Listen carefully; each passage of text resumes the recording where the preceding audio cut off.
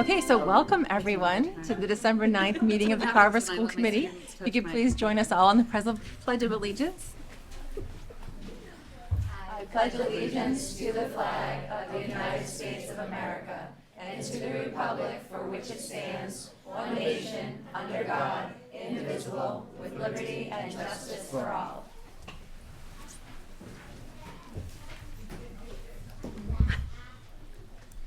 So, it's great to see such a large crowd of people with us. So, hooray! Thank you all for being here, and you're all more than welcome to stay for our entire meeting, but also feel free to leave when your portion is ended. We understand. Yes, so if I could just remind everybody, this meeting is being held virtually in accordance with the Governor of Massachusetts March 12, 2020 order, suspending certain provisions of the open meeting law. Members of the public can access this meeting online via Zoom at Town Hall in Meeting Room 1, and it's also live on Area 58 cable. And we're happy tonight to start with some recognitions. We have a lot of recognitions this evening. I want to just celebrate some of the great things that have been happening within the Carver community. First, we'd like to start with recognizing our South Shore League Fall All-Stars. You know, to become an all-star in a sport takes a tremendous amount of commitment and dedication. Student athletes have to be, beyond being outstanding student athletes, they have to just be tremendous on the courts and fields, and that takes a lot of time and energy. And we're just proud of all of our fall all-stars. You know, one of the tough parts about recognizing all-stars is that we realize that our meetings often conflict with game nights. So unfortunately, many of our all-stars are unable to be here this evening because there is a track meet, which takes up several people. And the track meets in the winter happen on Monday nights, wherein our meetings happen on Monday nights. And also there happens to be a basketball game tonight too. So not to diminish our all-stars who are here, but we're a little disappointed that we do have several people missing, but that's because they're competing in their winter sports. And maybe they'll be an all-star in their winter sport as well, and we'll have them come back in the spring. So I'd just like to take a few moments to recognize all of our South Shore Fall All-Stars. And those who are here, if they could come forward, that would be great. Maybe we can do a picture with the group. That would be outstanding. So first, for golf, Finn Manning and Ryan Vincent.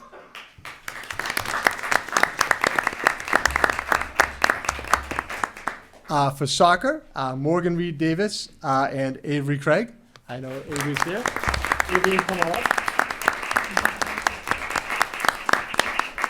For Avery, will just make you stand awkwardly there for a minute. Not a girl. You can face us, Avery. Volleyball, Amanda Byron, Nina DeRoche, and Julia Grimes.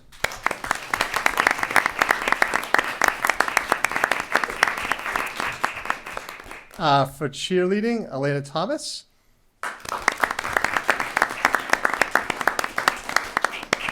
For cross country, Matt Buck and Luke Holden.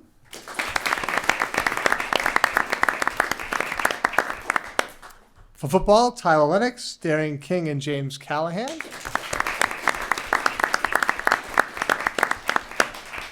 And for field hockey, Ashley Johnson, Isabel Mercer, and Allison Thomas.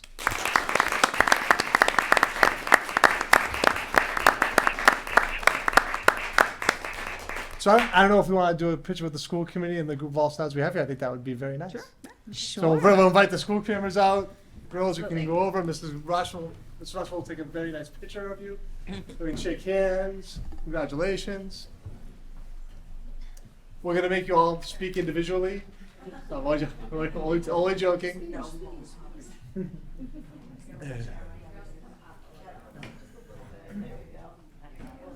Just make a nice picture for the website.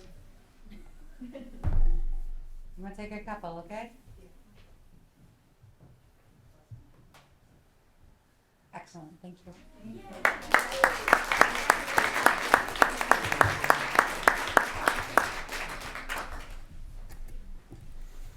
So I just want to take one moment to thank all of our fellow athletes, their parents, their coaches, for all the time and energy and dedication they put into their sports, and for representing the Carver Public Schools so well during our fall season.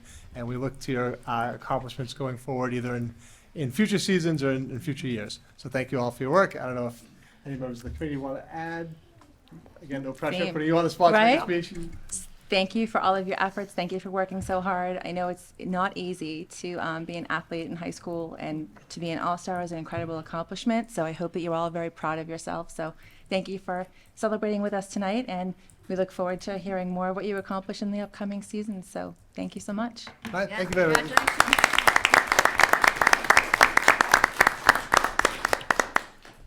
For our next recognition tonight, it's kind of a recognition, a little bit of a celebration of something we've been working towards as a school district since we started the new school. So I have a very brief presentation about this recognition. Usually we don't necessarily put a presentation together, but just wanted to give people a little background. So our January 2023 update on our walking and running path. In developing the whole child, we treasure the links between mental and physical fitness.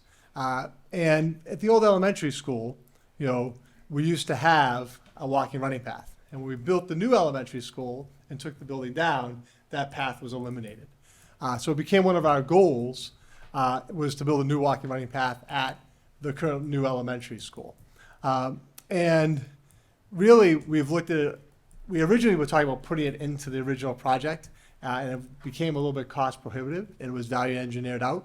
So we've had a group of people, specifically Mrs. DeMarsh, who's here this evening, who have really been dedicated to making sure that that path becomes a reality. And really, we're going to recognize some people tonight who've stepped up and donated tons of time, energy, finances, money to support the building of a new walking and running path. So we're excited because this is going to be beneficial for our students, and it really is beneficial for the community.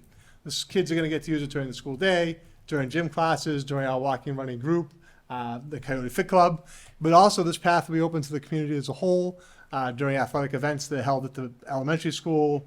Obviously we have a lot of soccer over there, and the path circles the soccer field, so I think they'll get a lot of use and enjoyment from the entire school community.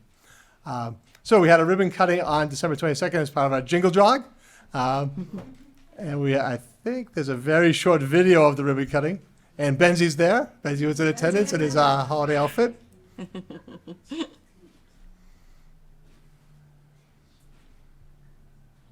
was a very short video of our. I thought it was a little long. Hey, hey. Now I got to get out of the loop of our ribbon cutting. Showing my technological failures of why it won't come out of the loop of the ribbon cutting. We can just watch it over and over again. All right, I'm going to get myself out of the loop of that. Not sure why that's happening. If anybody has some great advice of why it won't stop showing the video, You just hit Well, escape. I was Yeah, gonna it's- just say suggest escape. get out of there. All right, we'll start over. Well, hopefully we don't get stuck there again. Skip that slide. No, we'll skip that slide. It's Monday. That's fine. Your It computer's was, working it all was, day. it was just it was the loop. It wasn't coming out of the loop of the video. All right. So we'll go back to this part. Wait a sec, I gotta get up for everybody at home. There we go. All right, so then these are our students actually outside participating, using the path on a cold, frosty day. Uh-oh, another video, we could have trouble. Let's go past it. There we go. So we'll go right to our thank you. A lot of our students out using the path. So we just finalized it in December, and we're excited, and the kids are excited. You can see from their great faces here how excited they are to be out there running and using the path that's been developed. We're also excited tonight. We actually have some students here who talk about their experiences on the path, and Mrs. DeMarsh as well. So we have third grade students, Ellie Bellevue, Hazel Butterworth, and Nia Blackwell. Girls, if they can come forward with Mrs. DeMarsh, that would be great. Fourth grade. Oh, sorry, fourth grade. My fault. All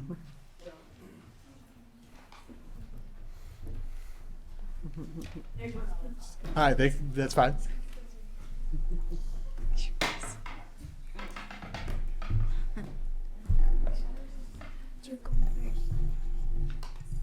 Hi, my name is Nia Blackwell and I am in 4th grade. I love to run road races with my family. I really like this new running track because it will help me beat my time from last race and help me keep beating my dad. I can't wait till the spring to come so I can get back to racing. Thanks for the running track. My name's Alboya and I'm in 4th grade. Thank you for donating money to the running path. I enjoy running because it helps with other sports I play and because it's quality time with my mom. Hi, my name is Hazel Butterworth. Thank you for the running track. I am excited to use it. I like running because it has taught me I'm more capable of things that I couldn't even imagine. Thank you, girls.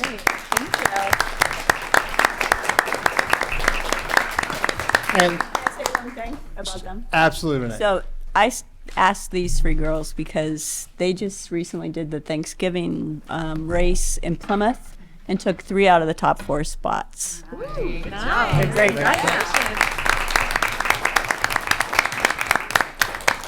And we also have 2 first graders here who want to share with us, William Karen and Nolan Farquharson. Come on up.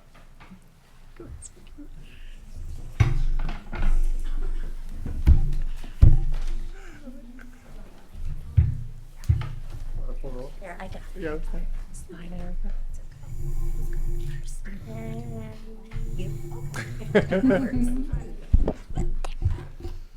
Good, Will.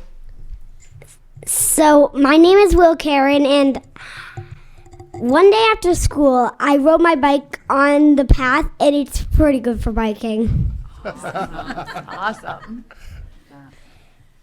And also, thank you for the running path. My name's Nolan Farquharson, and I like the running club track because I like running on it because I'm better than my dad on it. And thank you for the running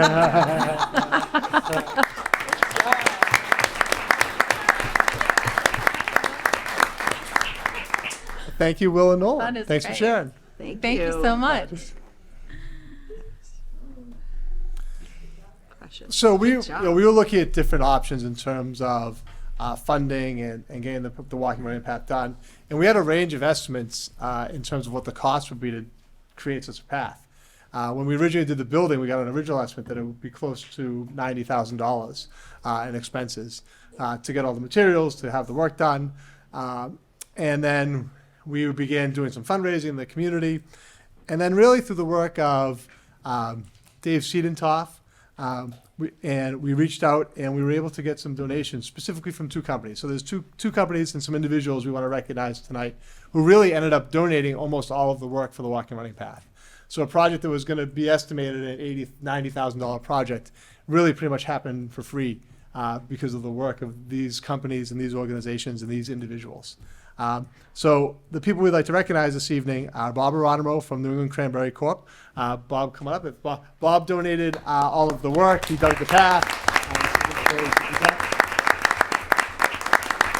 And then we have 3 representatives from AD Makepeace and Reed Custom Soils. So AD Makepeace, and specifically Reed Custom Soils, which is a subsidiary of AD Makepeace, donated all the materials.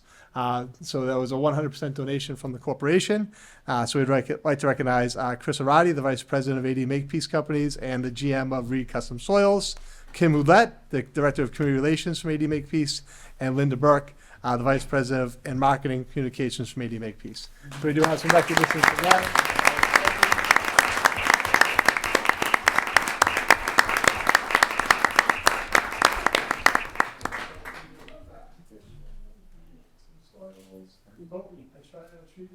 One to be specific, and one for the corporation,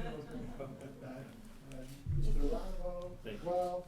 And so just thank you for all that you did. We really appreciate it. The Carver community appreciates all of your work and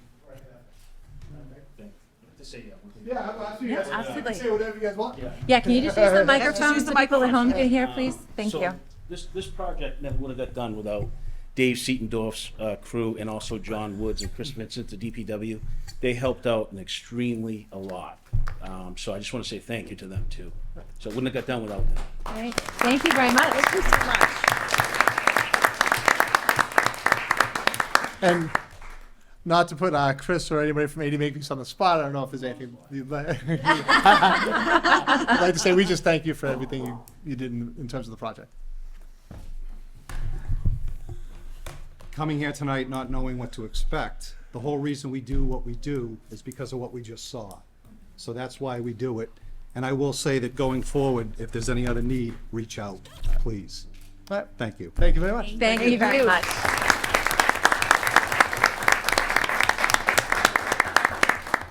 Right?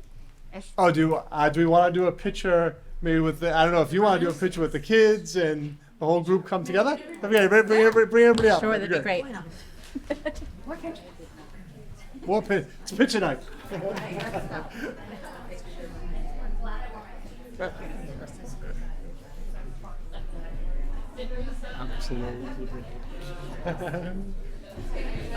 No, we didn't tell you. We didn't tell you you're gonna have to be in a picture.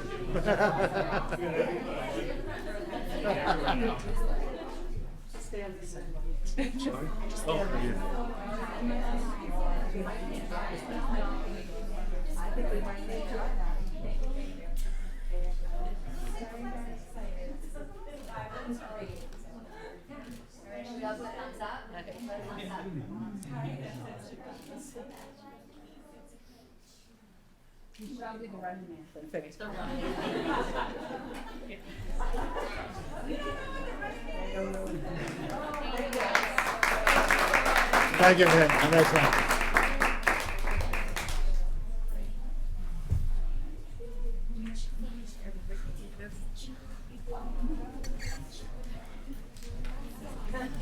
Thanks, everybody. Have a nice night. Yes, thank you so much. Take care. Keep running. Yeah. Yeah, from the time that we found out that it was being donated, my only thought was this is what makes our community great. That people come together to make things happen. Yeah. Yep. So good. So nice to have it finished. Yes, it is that sharp fish. It is, A lot. Absolutely. All right, I think we have one more One more recognition. recognition, right? Michael Balby. I don't know if Michael's here. No. Okay. Okay. So I'll make the recognition. So we were actually invited Michael to this evening, and actually it was recommended by Renee Damash. Is we found out the school district found out that right prior to the holiday season, Michael actually won a Nintendo Switch, and when he won the Nintendo Switch, he said, "You know what? I really want to see. I want to see someone else have this. I want to see have someone else have the opportunity to have this thing that some people can't have, and I'd like to donate it." So he actually donated his Nintendo Switch that he won to another family for Christmas, which I just thought was really nice and outstanding. So we wanted to invite him this evening and recognize him. So congratulations, Michael, and thank you for doing that. Yes, thank you.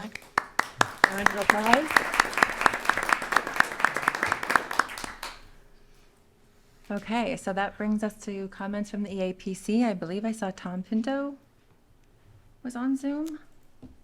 Yeah, let me just make Yeah. Tom a co-host.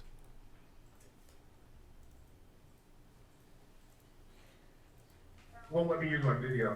All right, there you go, Tom. You Oh, should be there able you to- are. Tom, we can hear I you. can hear it. It's not letting me use my video. Oh, Yeah, you should be good now, Tom. There you go. Now you're on. Good evening, everyone.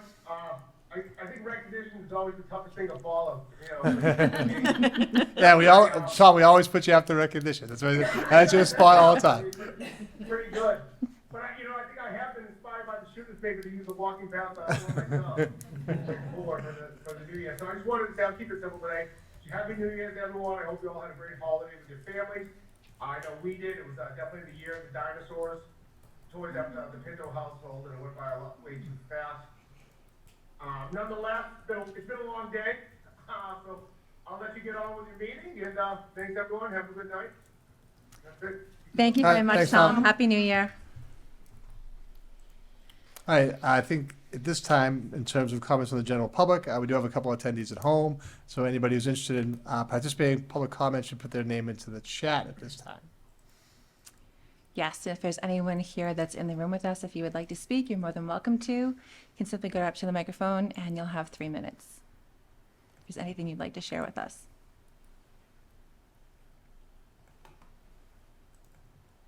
And at this time, no one has put their name into the chat either. So, and no one's moving to the microphone. So that will bring us to comments from student ambassadors. Yes.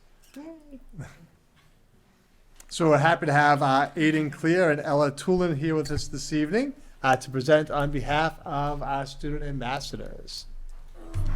Welcome.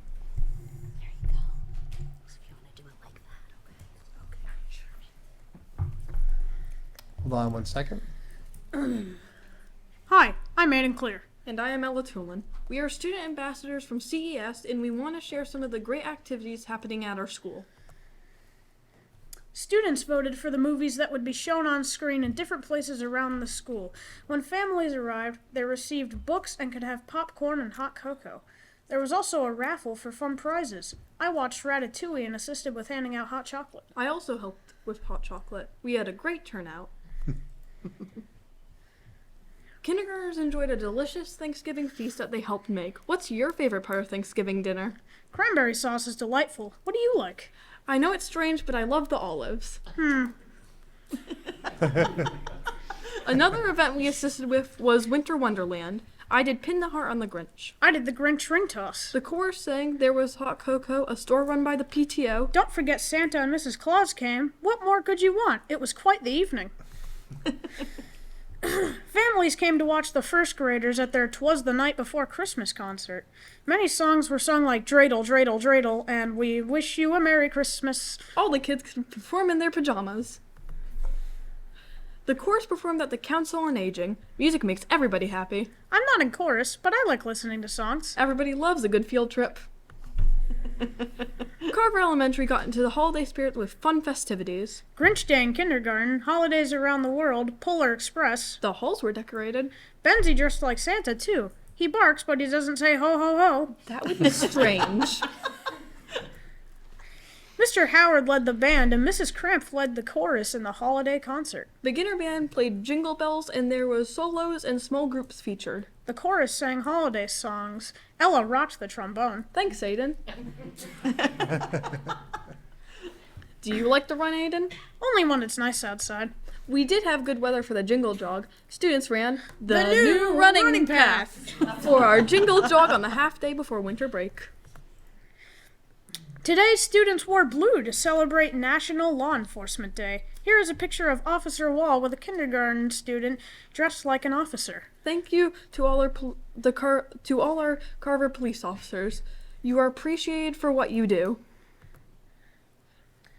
Have a great evening, and remember, above all, be kind. Awesome.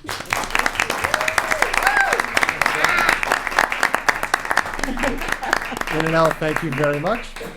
That was not only informative, but extremely well done and entertaining. Thank you very much. We always look forward to student ambassadors and captain's council. And it looks like our captain's council representatives are not here with us this evening. Okay. So we'll be moving on to improvements, I think. Correct. So that brings us to approval of the minutes from our December 5th, 2022 open session.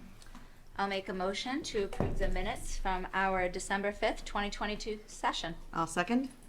Okay, there's a motion and a second. Is there any discussion? All those in favor? Aye. Aye.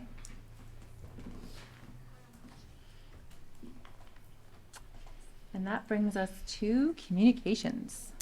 So I just want to make the school committee and the school community aware that we did receive a letter from NEASC in regards to their visit in the spring and the spring NEASC report. And the key point of the letter is, in essence, that this time they're continuing the middle high school's accreditation, which is also always a key part of the process. So I just wanted to share with the community that we have been officially notified in writing that our status is maintaining accreditation through NEASC at the middle high school. Awesome. Great. Great job by everyone. I mean, that's a tremendous amount of work. So Yeah, but thank still more work to more work Absolutely. to come. There's they'll come back for a visit next school year, not this school year. Where they'll do a follow-up visit and they'll do a review of what progress we've made on our priorities that we've identified for improvement. So we'll be talking more about the NEAS process in the coming 6 to 12 months. Absolutely. Okay, so that brings us to reports from the superintendent. Okay, we have had some personnel movements since our last meeting. First, for new hires, Nancy Frazier is an ESP at the middle high school. Carla Alves Donahue as a one-half split shift custodian at the elementary school. Stephen Cameron is a third shift custodian at the elementary school. Linda Urell is a food service worker at Carver Middle High School. Nancy Frazier was above, so that's a double, sorry. And Deanna Aldre as an RBT at Carver Middle High School. We've had some transfers within the food service department. Wendy Stasiowski has moved from part-time to full-time at the middle high school. Kimberly Lieto Kavicki has moved from part-time to full-time at the elementary school. And Holly Hoffman has moved from assistant cook to cook at Carver Middle High School. We've also had a couple resignations since our last meeting. Thomas Selva is an ESP at Carver Middle High School. Peter Laguerre as an ESP at Carver Middle High School. And Phil Nickerson as a split shift custodian at the middle high school. So that's our personnel movement since last time we met. Okay, thank you. Great. Next up, we have a presentation on the college admission process from our high school guidance counselors, Christina Nolan and Christy McKenna. So we're happy to have you here with us this evening. Yes, well, Hello. Thank you. I don't know how we're gonna follow all these kids. I know. They're much cuter than us. Yeah. Thanks, Scott. Well, we're happy to have you, so. Yeah. Thank you. So as Mr. Neef mentioned, we are the high school guidance counselors. If any of you were around last year, our department chair, Tricia Winslow, did a presentation on our entire school counseling curriculum. I think it was last year in December. And she kind of brought you through grades 6 through 12, what we do. In middle school, we mainly focus on career assessments. And then in 9th and 10th grade, we also touch upon career assessments, trying to get them focused on, what are their interests, what are their skills, what is their personality, how that kind of all intertwines and help them figure out what they might want to do with their future. So tonight we're here to talk specifically about what we do with our juniors and seniors in the college application process and getting them ready for post-secondary plans. So junior year, we start out, we have a lot of different testing options for them. So we have the PSAT in the fall, which is a practice SAT. And then in the winter, we offer the ASVAB exam, which is a military aptitude test, but students can also use it for career exploration as well. So a lot of students take it for different reasons, not just for the military. And then also we have the SAT in the spring. Since COVID, the College Board has really opened up schools to be able to test in their own school. So previously we were in a test center, but since COVID we've been able to do this. So we're hoping that it will continue and will be approved each time it's offered because it's been a great opportunity for our students to take it in a place where they're comfortable in our gym, and it's been really good. That's actually a picture of them from the back taking it this past spring last year. And then we also have junior workshops. So we utilize the WIN block to do a variety of sessions that are focused on college and career planning. So we do things like resume workshops, finding the right college major. They do college searches, figuring out what colleges fit their preferences. They also do career assessments. We talk about letters of recommendation and what teachers they should ask, what teachers would be good for them, and how to go about that. We also introduce the actual college application process, like the steps that they need to take senior year and what they should be doing the end of junior year in detail with them. We go over the introduction of their senior internship program, and they usually have that set up by the end of their junior year. And then we also familiarize them with the SCORE platform. So that's a website that's online. They have their own account. They do a lot of college searches through there. They can save their list of colleges if they're interested in them. When they go to apply to colleges, that's where they actually put their list of schools as well, and we send our documents through there. So it's good to get students familiar with it, and it has a lot of great resources for them as well.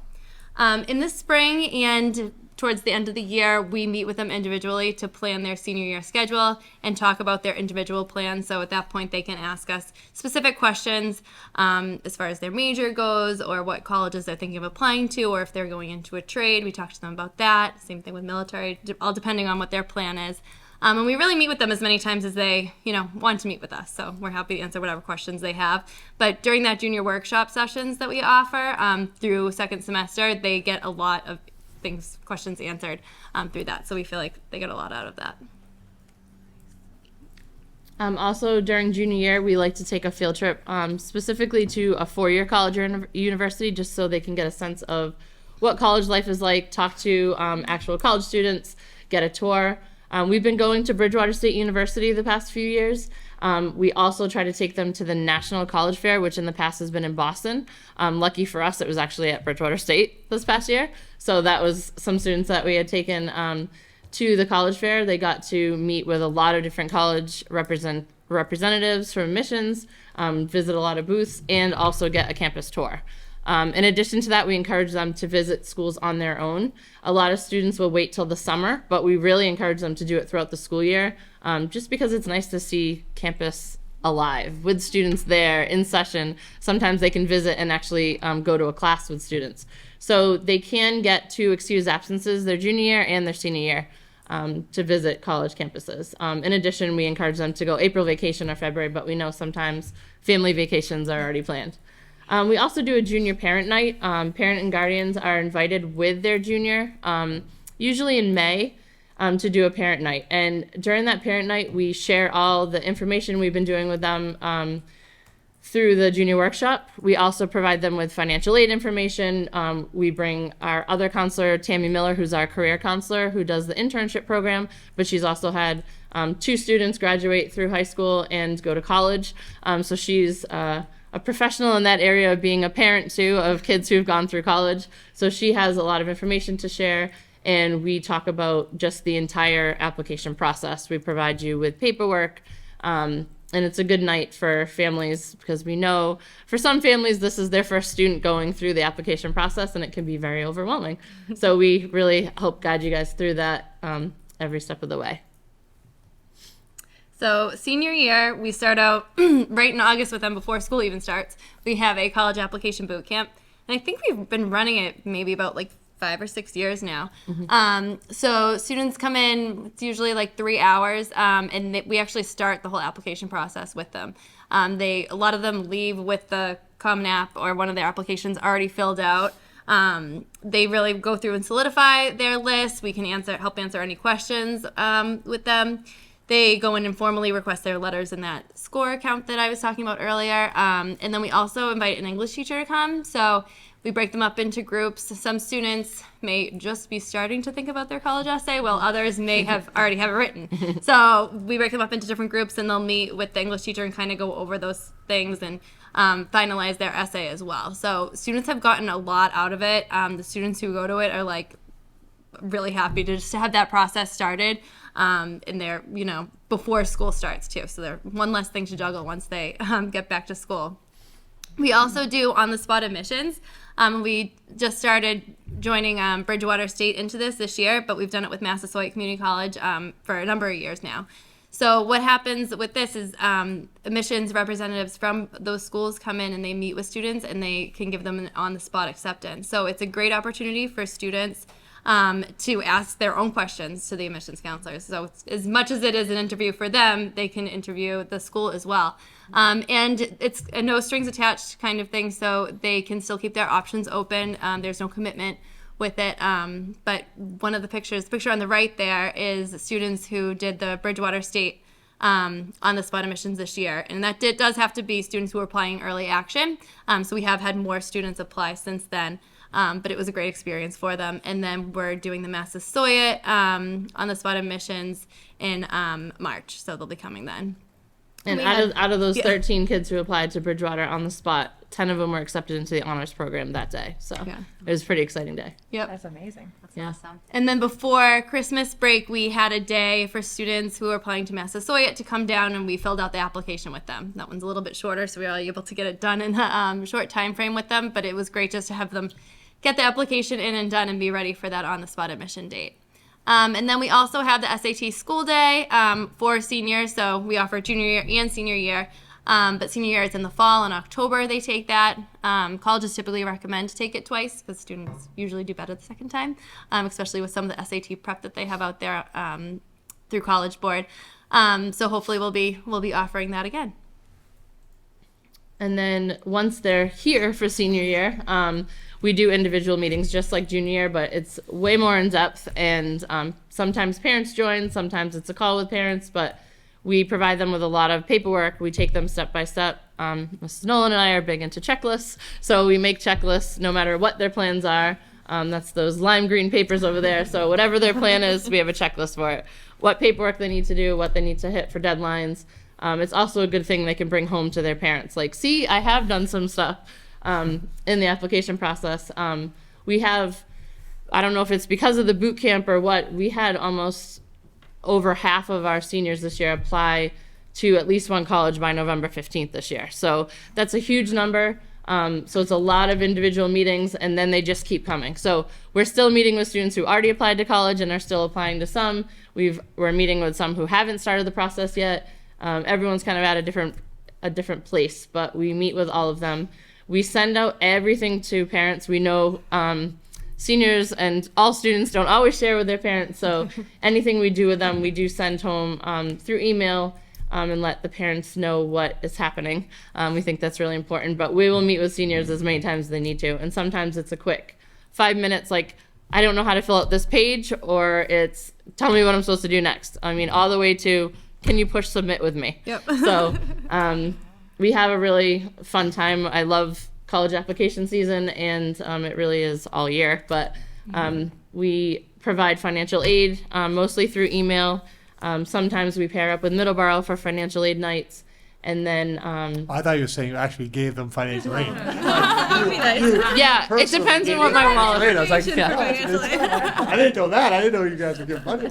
Depends on the year. Okay. We'd be really popular. Depends on the Then they school would budget. they'd come to all these meetings. Yeah, right? They're giving away financial aid. I wish college was free.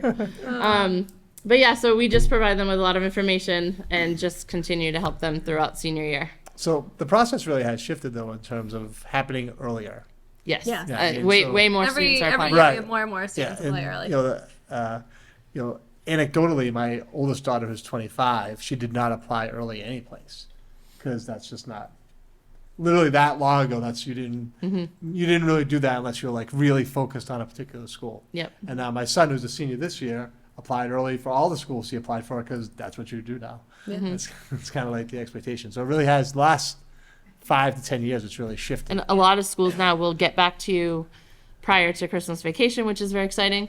And back when your daughter applied, the FAFSA was probably not available until January. Right. And now FAFSA opens up, which is the financial aid piece, October 1st. So you can fill out the financial aid and apply to college and hopefully hear back everything early. Yeah. Like, oh, you got in and this is what we'll give you for money. This is what it actually costs. My son had all his Yeah. acceptances by December 15th. Yeah. Nice. Take the So- pressure off of the holidays. Right. Yeah. Yes. And now, Nice now the Christmas question is just making the decision of where you're going to go. Yeah, and sometimes you apply early to the ones you're sure you want to apply to, and you wait on the others, and you wait to hear back and say, oh, well, I actually got into those ones I wanted. I might not have to apply to others. So One misconception that I've heard actually from several parents, but you just mentioned it, was the FAFSA. I've had several people mention to me, well, I have to do the FAFSA, like either before I apply or when I apply, and that's not. no, there's a benefit to it, Right, there but is, it's not right? required. I don't Around think you the address same that at time. all. Yeah. Yeah, it's not required. You can apply to all your schools and then do the FAFSA when you're ready.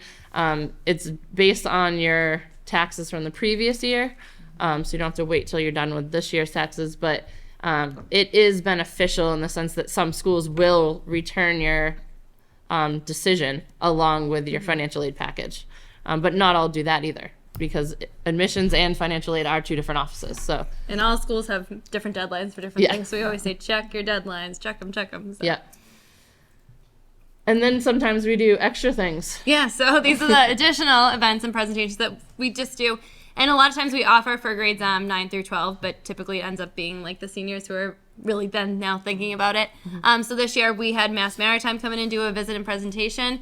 You can see those kids over there. They're actually alumni from Carver, so that was like extra special. And they did a really nice job, great presentation. We had a lot of kids. We offered like 2 win blocks of kids came to watch them and get information, so that was really cool. We have Southeastern Tech and Upper Cape Tech coming to do some visits and presentations with students who are interested in trades. We always provide information to students and parents if we know of any upcoming college fairs. And then if students are interested in the military, we'll help set that up and then let students know if they're going to be there. But that's optional for students who are interested in that. So we try to offer a variety of different things for all students, no matter what their plan is. Today we actually met with freshmen and we went over what they need for graduation requirements and how to just be ready for their senior year. So we do sometimes have seniors come in and say, oh, I wish I was ready freshman year. And tomorrow we're going to have seniors talk to those freshmen about their experience in high school and how they could best prepare for senior year. So we try to start them early with all this stuff and help them be in the best position for when they're a senior so they have a lot of different options. Awesome. Do you have any questions? Or I would just say that thank you for taking the time putting this together and being here tonight. I think for some people, the college admission process can seem overwhelming, especially when it's your first student going through it. And I think it's always a good reminder for the community to know that there's a tremendous amount of services being offered by the guidance department in the high school, and that you're there to support all our students and their families through this process. So thank you for all that you do. Welcome. Appreciate it. Thank you. We have fun doing it. we love it. You can't tell. Thank you. When I was there. I'm I curious why we were celebrating no in help that one whatsoever. picture though, when you were holding the sign. That actually was a boomerang. Yeah, that was. That's right. right. A still photo for Oh, today. that's awesome. I didn't know how to get the boomerang on the It's, screen, but it was that would have been cool. it was on the spot admissions day for community colleges. That's Oh, what it okay, says. perfect. Yeah, it was from our That's awesome. Instagram page. We've been trying to really I was like, you utilize guys look that. so happy. There must have been something really great. That's what we're all down And guys. it was June. They just like to wear hats like that. That's That is amazing. awesome. You guys are awesome. Thank you for all you do for our Yes. students. Thank you so much for all that information. It's great to know that all of our students have the opportunity to meet with our guidance counselors, regardless of what their path may be. Yeah, and there's just Great. a lot of guidance offers a lot of supports. Yeah. We would definitely recommend for students to participate in the boot camp over the summer, but then also a lot of students a lot of supports for students who are considering other paths than maybe a 2 or 4 year college. So thank you. That's great. Thank you. Thank you very much. Moving on, our next topic is next agenda item is athletic surveys that were administered in the fall. So this past fall season, Mrs. Bowie sent out a survey to each student athlete and their parents and guardians. I just want to give you an overview of the survey results. I will say that we were hoping participation would be a little bit better, and I would encourage. We're going to do this each season, so we're doing it in the fall, we're going to do it in the winter, we're going to do it in the spring. And I would strongly encourage parents and families to respond to the survey, because it's an opportunity to give your voice and have your voice about the athletic programs at Carver Middle High School. And we'd encourage families to take part in that. And hopefully, if families and the members of the community see the presentation, they'll see that our goal of the survey is really just to gain an overview, get a sense of how the community feels about athletics. It's not focused on any particular sport or any particular coach. It's just really to get to take the temperature of the community and see if there's some big picture items that we can take away as a committee and as a community on how we can improve our athletic programs while also celebrating the great things that go on in athletics. So I just gave you the summary that's on the slide, so I'll go on to the next page. So summary of findings, student surveys. 49 students responded.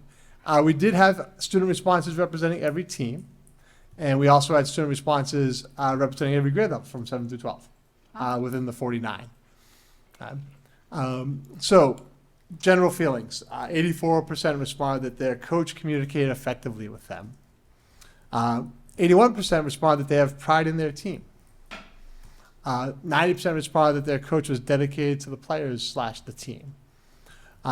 Overall, 76 responded that they had a positive experience in their fall season, and 76% responded that they were treated fairly by their coaches. Overall, I feel like these are generally positive results. Sometimes it's hard to get 90% of people to agree with anything. And then also specifically in athletics, because athletics are tough from the standpoint of it is competitive. Playing time isn't always fair and equal. My personal opinion at the varsity level, the best players should play. Doesn't mean everybody shouldn't get the opportunity. But not everybody agrees with that position, and not everybody agrees with that position of the coaches. So to get this type, I feel these are actually positive responses in terms of people's overall feelings on the season. Same concept, you just asked a very specific question, which I can show you the graph for. Overall, are you satisfied or disappointed with your athletic experience?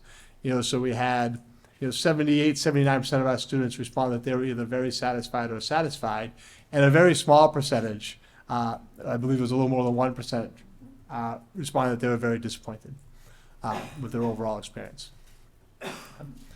And then there was a open-ended section where students could write comments. From this section, I took what I viewed as themes. So I will say there were around 49 responses. I felt like everybody wrote something. But I didn't want to put something that was a one-time comment. I wanted to pull out the comments that I felt were repeated or were themes that were said over and over again. So the students said, what's the best part of being an athlete in our school?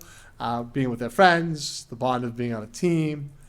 The team I was on was very close to each other. We're like a family. Having the school and town behind us was mentioned a couple times. The community created by being on a team, the school spirit at games, and the opportunity to better yourself. We also asked the students what can be done to improve the athletic experience at our schools. Their responses that were repeated more than once was increasing funding for our athletic programs, more attention to less known or popular sports. That is someone's specific statement, but that was reinforced someplace else of saying that I'm making a little bit of an assumption here, my assumption being that maybe there's more focus on football, basketball, and baseball, or football, basketball, baseball, softball than cross country, or maybe even winter track or gymnastics. So I think that's, but there's actually focused on the fall. So it would be, football, cross country, football versus cross country. Like that would be the comparison. Upgrade uniforms. So there were several comments in here about uniforms. So I think that's something we're going to have to take a look at in terms of students' uniform experience and see what we can do to improve that. Increase student participation. So that was mentioned a few times, saying that the students felt like more students needed to participate. So that's something we might have to take a closer look at as what can we do to increase student participation. Then a few times was in there a very specific comment about upgrading the weight room. Summary of findings from the parents. So we had 35 parent guardians respond. But it's still, even though I felt like the response overall was small, because we had 60 football players. I don't have the exact number in front of me in terms of the number of students who participated this fall, but it was north of 150. So we only have 35, less than a third of the parents responded to the survey. It went out to all those families. So we have to look at what can we do to build up response. But we still, even with 35 students responding, we had a parent response representing every team. We had parent responses representing every grade level. So 80% responded that their student was proud to be a member of the team. 72% responded that the coach treated their students fairly. 70% responded that their students had a rewarding experience this fall. 70% responded that the coach recognized their students' efforts. 66% responded that the coach did a good job communicating with them. And 56% responded that the athletic department did a good job communicating with families. I do think you see a little bit of a theme in here, especially from the parents, that they're looking for increased or better communication. On those numbers in particular, at 56% or 66%, I'd like to see a little higher response. Again, I don't know if we're going to get to 90%, but I think 66% or 56% is a little bit low. So I think there has to be a focus on terms of improving communication within the athletic department. Overall, are you satisfied or disappointed with your students' athletic experience? Not as strong as a response here as the student athletes' response. And obviously we had 13% saying they were very disappointed with their student athletes' experience. What do the parents say? What's the best part of your student being an athlete at the school? Similar things, being a part of a team, friendship, developing friendships. A few times in there it was motivates them to be successful academically, the concept of it pushes them to be more successful in school. And then there were a lot along the idea of, which makes sense, parents saying, I love watching my kids learn and grow. I like seeing them get better, and I enjoy that experience. What can be done to improve the athletic experience at our school? Again, there were several comments in there about communication. A specific one, increased communication by coaches in the athletic department, clearer communications of schedules. So those, know, obviously those go back to the other results that I showed. You know, that's a theme, that's a takeaway that the athletic department has to think about how, and we as a district and we as a school have to think how we can better communicate with families. There were a few comments on the idea of better oversight of coaches. And then there were several comments on the idea of we need to continue to develop the pride in the programs. Look at the program saying we want to take pride in everything that's happening within our school. In terms of what are we doing with, we're sharing this data with the athletic department, we're sharing with the administrative team, and we're going to talk about what we can do to improve in these areas. Specifically, I think there has to be a real focus on that communication piece. There was enough comments about uniforms, so we're gonna have to take a look at that and see what the specific concerns were for parents around uniforms. But there was also a lot of positives in the survey. And overall, I felt that the student responses in terms of their experiences were fairly positive. And I also thought it was interesting. This is really me making an editorial comment. If I thought it was interesting, I don't know exactly sure what it means. Overall in the survey results, the students' responses were a little more positive than the parents.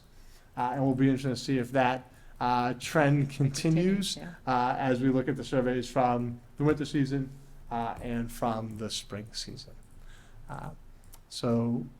And then I would just, I guess my final comment would be I'd encourage those who are listening that if they have the opportunity to participate in the surveys after the winter season, we would strongly encourage you to do so.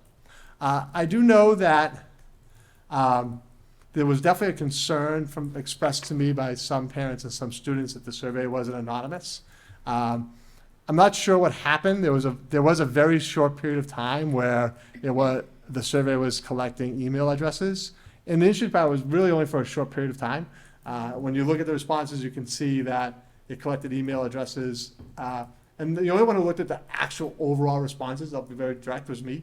So I'm the only one who's actually pulled these all together and looked at them all. And there was a very small period where it was collecting all the responses. But I think it was 5 or 6 parents. The rest of the time it did not. Obviously, we'll make sure that doesn't happen in the winter. Though I would always encourage parents to give their voice. And hopefully they're seeing in our presentation that really understanding and believing that our goal in doing the survey is to get a general sense of what we can do to improve the programs. But I did want to address that 100%, any surveys that will be given to students or parents in the winter will be anonymous and not be able to be tracked back to an individual student or an individual parent. And then with that, I'll open it up to questions or thoughts or. Anyone? Of course, I have a lot to say, but when don't I? Let's be honest. I appreciate the effort that went into putting these together. I appreciate the fact that they were sent out. It's so important, I think, for us as a district to have that connection with our student athletes, with all of our students and their families, because like you said, we can only improve what we know is broken or could be done better, right? And for me, there's no room for complacency in anything in education, especially. So I'm thankful for the survey. I'm thankful that it was sent out. I hope more people will realize that it's really just to gauge a temperature of how our student experiences, how they're feeling about them, how their families are feeling, so that we can look at it as a district. And I, for one, would love to see communication improve. But I'm a communication person, so and I know that some of the changes that we've already made in terms of the communications role, there's a lot more information being put out on social media, being put out on the websites. There's a lot more direction in terms of communicating about what's happening with our athletes, which I think is definitely a positive and an uptick. I've had several people comment to me how great the graphics are and how great it's nice to see pictures of the kids playing and information with when the games are. So, and it's great to see more people in the community coming to support our athletes. So I hope that we can also continue to build on that pride in the program, because it's so important for our students to know that the community supports them. We're a small enough community that there's plenty of room for everyone to come sit and watch a game. So I encourage everyone at home to check out the website, see when the kids are playing, and come join. So thank you for the information. And I look forward to how we're going to move forward with improving communication. So. Scott, just a quick question. When was this survey sent out? So it was sent out at the completion of each season. And maybe we can take a different approach on that. So what I asked Phyllis Bowie to do was, so Phyllis and I developed the survey together. Then I asked Phyllis to send it out to the families, and I said, once the season's completed, her and I worked on drafting an email together. Yeah. And then it was sent so it wasn't sent out en masse. It wasn't, not everyone got it the same day. Okay. So, because their seasons ended at different periods. Yeah. So when the season ended, within the next few days, Yeah. the survey went to those parents. And maybe we should wait until all the seasons are over and send it en masse. Like, so football goes all the way, Thanksgiving. Cross country is done the second week in November. Yeah. And I just felt like sending it out right after the season ended, it might be fresher and clearer in people's minds. Yeah. That was kind of the thought process on that. But, ultimately we want to improve participation. So if that's not the best way to do it, if it's better to just send it out en masse with a reminder Yeah. when the winter season ends as a whole, maybe that would make more sense. Well, I'm thinking, I have a background in market research, and one of the things is you're bumping up really close to the holidays at that time. And I just think if we had waited maybe until after the holidays, you might have gotten a better response, just because nobody's focusing on this stuff then. And I know that cross country ends early, but then football doesn't end until after Thanksgiving, and then by then you're right in Right. to the holiday season. So I just, Yeah, that's legitimate. timing is everything, I Yep. think, sometimes. I think maybe just And- with the fall, that might be an issue, but other than that. And I don't know if it's I better to appreciate send it a couple days after the season ends, or just send it when all the winter sports are over. Which would probably be, the first week in March. I think also too, at that stage where everybody is kind of keyed up from the end of their season and looking forward to others, they don't have an opportunity to reflect as much on the season. So it might be good just to wait just a little bit longer, just so that they can have a break, a breather. Yeah. Digest their experience. Digest their experience, because I Do a think, little processing. yeah, I think sometimes that's Yeah, all. okay. That's all. So I will take that in consideration when we do the winter, because like I said, when we're looking, I'd like to see participation be better. It was less than a third of this, less than a third of the parents and the students Yeah. participated. that's a tough time of year. It just Yeah. is. How So- long was the survey available?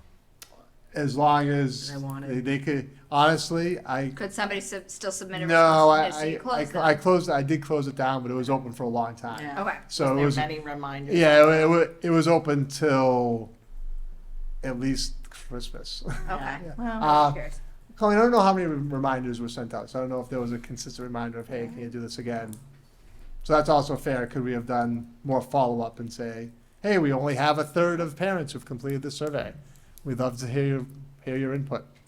I did get a couple of people give me some direct input that it was collecting the emails. So people whose email, I don't even know how they knew that. I don't know if it got sent back to them or something. So I went right into the survey, said, yep, you know what it is, it's collect for whatever, a day, it collected people's emails, and I shut that.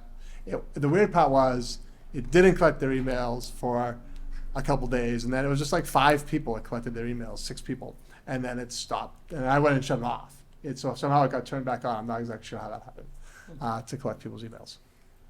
Right, and maybe we can have one of those fabulous communication graphics about, hey, reminder surveys coming out, a reminder to do your survey. 'Cause Yeah. those are very eye-catching. Yeah. In our Carver Yep, Cranberry. so we will try to, for the winter season, try to get more people to participate. That would be great. Thank you very much.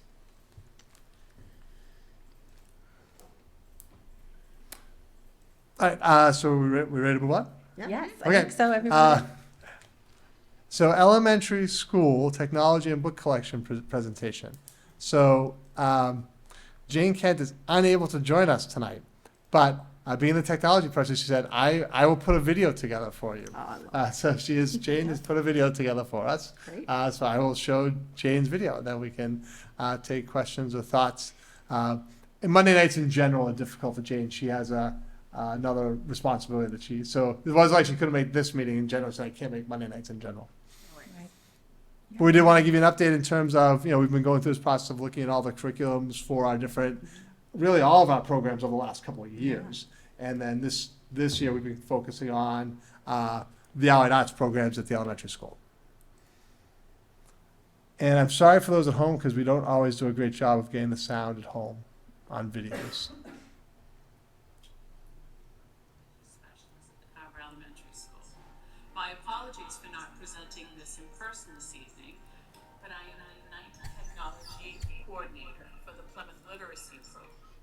Oh. My fault, I. Yeah. Monday nights are our orientation and ELL conversation evening. This presentation is to give you an overview of the Carver Elementary book collection and technology lab. If you have any questions, please feel free to reach out to me. For the past 35 years, I've been in some form I only stopped because I want to make sure everybody in the room can hear. I can hear. Okay. We can hear. of working in education. I originally started here in Carver in 1987 as a fifth grade teacher. My husband's service brought us to several different states.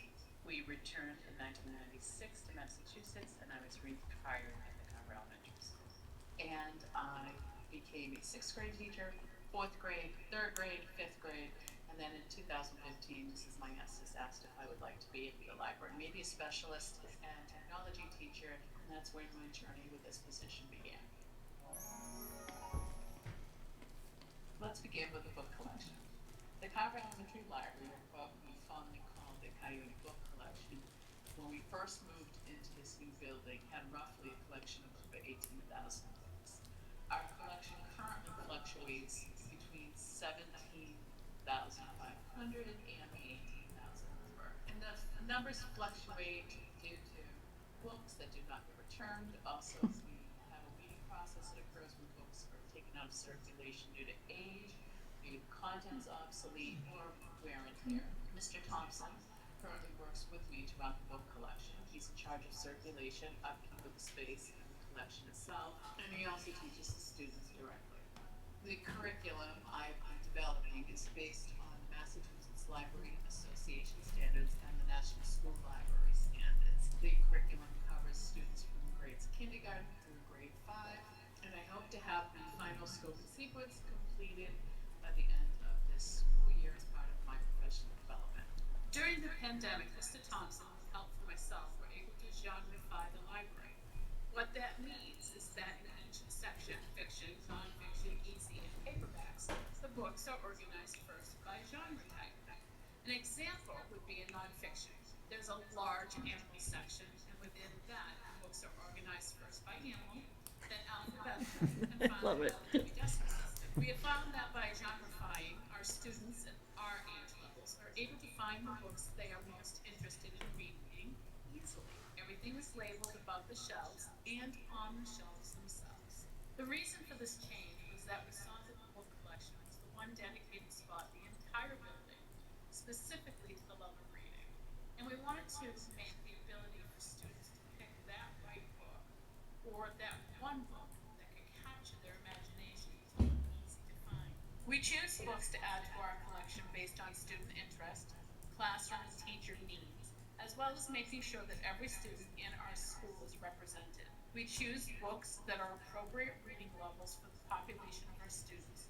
We also look for books that have age-appropriate content. Our circulation for just under 800 students has now reached over 7,000 from September to December. When we compare that with the data from the past, we are exceeding our circulation base. Currently, students in grades kindergarten, first and second, are allowed to take out one book every time they visit the book collection. They return their books and choose another one on their next visit. Students in grades third through fifth are allowed to take 2 books. There's always special consideration for when students and teachers are doing projects in their classrooms. The students are then allowed to take out more books than the limit. Our biggest concern with the book collection is that at the end of the year, all of our books are returned. And this helps to maintain our selection for the next year. It also helps to prevent financial loss for the school district. In January, we'll be sending out reminder notice to those students who may have had a book out. Also, we send out a second reminder in May to ask families to check around their households for those missing books. If a book is lost, we would ask that the family replace that title so that we can maintain the selection for students. If the title is not available, then a check made out to Carver Public Schools for the amount to replace the book is acceptable. All students have access to old books and to see what books are available using our Destiny Follett app. It's located in their class link account. If families have any questions about the book collection, they may contact Mr. Thompson or myself. Email is usually the best way, as we're both teaching 6 classes throughout the day. Over the past 7 years since I've been a technology teacher, the state of Massachusetts has changed and enhanced the standards for technology. It has had to keep up with a rapidly changing technology world. Programs I was using 7 years ago are either obsolete or enhanced. Some of these programs have changed completely. My philosophy with technology in the Carver Elementary School program is to give each student the opportunity to safely explore how technology will enhance their education, productivity, and their lives. State standards are connected, K-2, and then 3-5. I feel there's a stronger continuum where the skills in K build the foundation to allow the 5th grader to be independent enough with the technology so that it does not get in the way of their education as they move up to the high school and middle school. There are many topics to cover. We cover basic use of our tools, the Chromebook and the iPads, keyboard shortcuts, trackpads and mouse use, the ability to move back and forth between all of these. We have the fixes, which are quick, easy ways to correct those silly mistakes we make. I also try to instill in students that in technology class, especially, making mistakes is a must. It is the best way to practice how to solve them. Signing on and off and accessing our apps, sites, and programs are also part of our program. Internet safety is supported through various national programs such as Common Sense, the FBI Safe Online Surfing, Google's Be Internet Awesome, and Net Smarts for Kids. These are a few of the many resources I use. All of these resources have ways to engage students to keep them practicing their internet safety skills. Just ask any 3rd to 5th grader if they enjoy Cloud Chaos or have played Interland lately. Our school district uses Google Workspace for Education. The applications in Google change as quickly to the pandemic as the title of this resource did. This past spring and summer, many improvements have been implemented to the basic applications of Gmail, Calendar, Google Meet, Google Docs, Slides, and Sheets. Based on age appropriateness, all students get time to experience many of these, if not all of these applications. All students, grades K through 5, get Google Classroom experience in the technology lab, as well as how to use the Chrome bookmark bar and search engine to access Mrs. Kent's lab. Both Google Classroom and Mrs. Kent's lab link the students to their lessons for each rotation. As students get older and closer to middle school age, other applications are introduced to help with organization of tasks and schoolwork. Google Sites, Forms, Jamboard, and Google Keep are all introduced in practice. All students use ClassLink to access their accounts. Students can use their assigned student username and password, or they can use their quick cards to log in. Within ClassLink, students have direct access to other programs. Destiny Follett, our school library collection, Discovery Education, BrainPop, Canva, which is free to all educators and students, Cami, an enhanced PDF reader and writer, and several others. I take time to introduce these apps as they become age appropriate to assist students with their schoolwork. Typing is also part of the standards. The state recommends that students are able to type 5 words per minute per grade level. First, we type 5 words, second grade, 10 words, up until 5th grade, where it's 25 words per minute. Nice. We use typing.com. It is promised to remain free, and I can push it out to all of my classrooms beginning at the end of kindergarten. Students can practice lessons, play games, and time themselves per minute. I've had several students reach the advanced level over the years, and I'm working on practicing essay and classroom typing. Coding is one of those skills that every technology consumer should have a basic knowledge. We explore coding using the Hour of Code, which becomes, for the Carver Elementary students, the rest of the year with code. We begin with code.org, a free program that is curriculum for K through grades 12. I've been to free trainings that they have provided as the curriculum has changed over the years. Students learn the basic vocabulary of coding, loops, if-then statements, conditionals, etc. As they move through these lessons, they learn to predict, test, adjust, and execute code in various situations. All grade levels get to try coding in practical situations where they can see how coding and the change in coding can affect other things. The youngest students move on to Code and Go Mice, where they learned how to use directions to code the mouse through different challenges. Next, they'll move on to Scratch Junior, where we use the iPad applications to create stories and situations that have characters and objects that react to each other based on the code they create. Students in grades K through 2 will be able to use the LEGO Redo 2.0 kits. They will create robots to do work in situations and to code them to complete this work. Students in grades 3 through 5 will move on to Scratch. This free program allows all ages to code games, stories, or whatever you come up with using JavaScript in a block-free mode. Music, background, sound, images, characters, and situations are all combined with the code the students create to make something new and exciting. This year, students in grades 3 through 5 will be able to use the new LEGO Spike Essentials. The Carver PTO and Donors Choose were generous to support my grant for these kits. Like the We Do items, students can create robots and code them to work. These new kits have more applications to offer the students, such as light cameras and motion detectors. Images and videos are 2 other topics we explore. iPads are great for taking movies and pictures.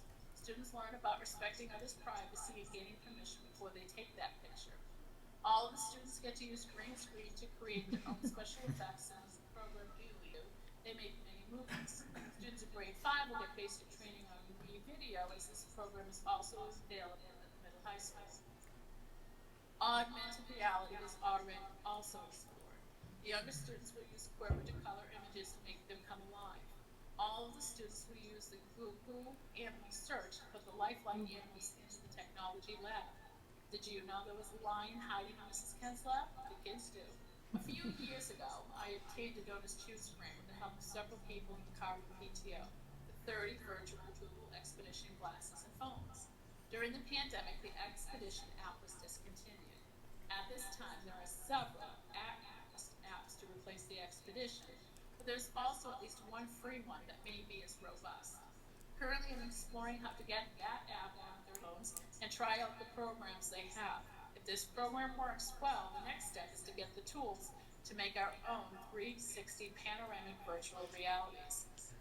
3D design. This year, the Carver PTO purchased for me 12 3 doodler pens that allow students to use plastic rods to create 3D models. I am trying to expand the number of pens available with a grant from MassQ. I will not hear back from them until February if I have received the grant. Older students will then move on to Tinkercad, which is a 3D design program to create small 3D objects that we can print on our currently 1 3D printer. I will confess I have requested a level 1 or 2 budget item for 2 more MakerBot 3D printers to help with the print time in the process. It is nice when students can take home their own creations. Currently, I'm running 2 after-school clubs. They've been successful for several years now. The newspaper club has about 20 students who create a student-written and designed bi-monthly newspaper for all the students and staff. The video club films twice a month all of the documentation needed to create the 180 morning announcement videos for all of the classrooms. The students in both clubs record video and take photos of major events at our school. I'm currently adding a test trial of the girls who clothe the club. The co-op is open to all genders, but has a focus on girls and technology. The club will run a little over a month and begins this week. I'm also exploring the possibility of a STEAM club for students in the lower grades. Hopefully I can launch this in the spring. If not, I will plan on adding this to the fall lineup. My professional goal this year is to complete my scope and sequence and lessons. Most of my tools have come from the Carver School Department, grants that I have written, and a large support from the Carver PTO. I try to keep up with the never-ending changes and trends with technology to keep my students up to date. I also try to share this information with staff. I've conducted lessons for staff before and during the pandemic. If I explained what I did during the pandemic, we would need a whole other video. So my website up to date for staff about the light of technology. Overall, I've been very, very busy. I've enjoyed this journey so far. I'm excited to see what else there is to include. I think my students enjoy their book collection and technology classes. At least when you peek in, they are engaged in their activities.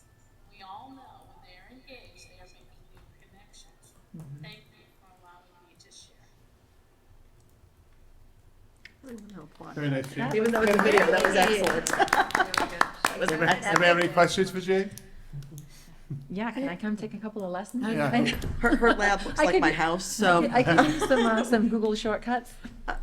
Quick question, does the elementary school take book donations or technology donations at all? Yeah, we're always open to we'll take donations. I don't know, Ruby, if you have a response to that. Yeah, obviously, we want things that are gonna be, up to date and, you know, if they fit and make sense, we would certainly take a look at them. Right, just wanted to reiterate, depends on what it is. And this year, actually, we have taken many donations of gently used books for our, both our classroom libraries, to build our libraries, as well as for our new book closet. So it definitely depends on what it is. Okay. I mean, we have tons of books, so I was just interested in that. And the other thing that I really enjoyed this year too, that I thought was an excellent idea, is letting the teachers have wish lists during the book fair. Because I know that I purchased several while I was there, because I'm buying books for her all the time anyway. So I think that was an excellent way for the teachers to be able to get the books that they want for their classrooms too.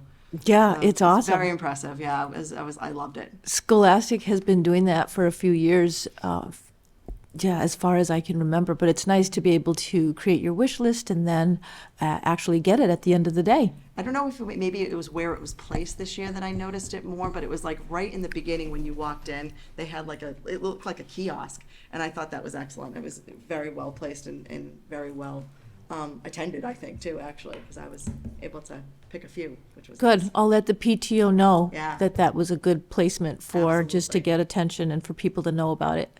Because, you know, the kids always go right for the invisible ink pens. Then the fidgets. So The trinkets. usually chasing her around, but I did see that this year, and I was very impressed. I'm happy about it. So Thank you.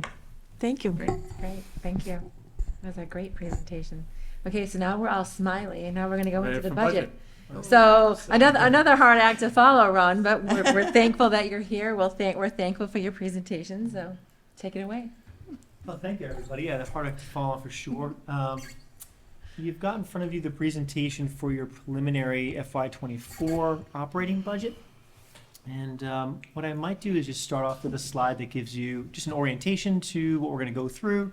We'll briefly touch upon the priorities, and I mention that only because every time we talk about budget and finance, you know, sometimes we get stuck in the weeds and stuck in the dollars and cents. But ultimately, every dollar that we spend is designed and aimed at supporting all the great stuff you saw today, and everything else. So when we're talking about, you know, funding and we're talking about budget, ultimately we're trying to keep in mind that represents our staff, that represents the student experience here in Carver. So we'll spend a few minutes on that. I'll give you an overview of expenses. We'll talk a little bit about the cost centers structured by DESE. Then I'll do some analysis.